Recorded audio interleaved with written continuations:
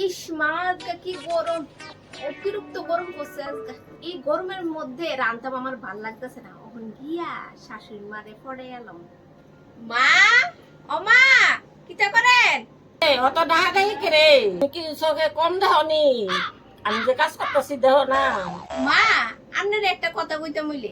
কইতে দেহ, তোমার তো খায়ালে কোনো কাম নাই। মা, আপনি এত স্বাদ করে কেমনে গো রান্ধেন? আপনার হাতটা মন্ডা কইলে খাইয়া লইতাম। রান্না দিতে মনোযোগ থাকার লাগে, এমনিও না স্বাদ।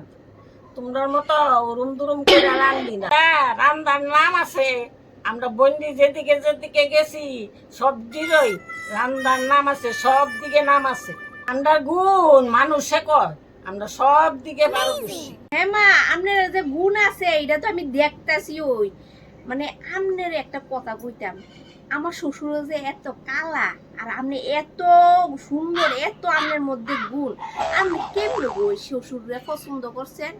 আপনি তো ফুসৌলা করে বিয়ে কথা। কইও না গো বৌমা, দুঃখের কথা। বাপ মা পছন্দ কইরা দিছে, বাপ মার উপরে দাদু আর কোনো কথা কইতারি না। আমার যখন বিয়ে হয়েছে পাড়ার মানুষ সব বাইয়া পড়ছে। এত সুন্দর বউতে কইতে আনছে। তোমার শ্বশুরে তো আমারে পাইয়া আমারে পাগলের মতন বলে। তো এই কথাটা আমারে কেউ কই না নাই। আপনি মন খারাপ করেন না, বাবা না থাকলে কি তুইছে? আমরা আপনারে খুব ভালোবাসি না। আপনি আমরার লিগে সব কিছু, আপনি আমরার মা বাবা সব কিছু আপনার মধ্যে আমরা দেখি। তো মা তুলে যাই গিয়ে সেটা রান্নাটা বয়াই দেই।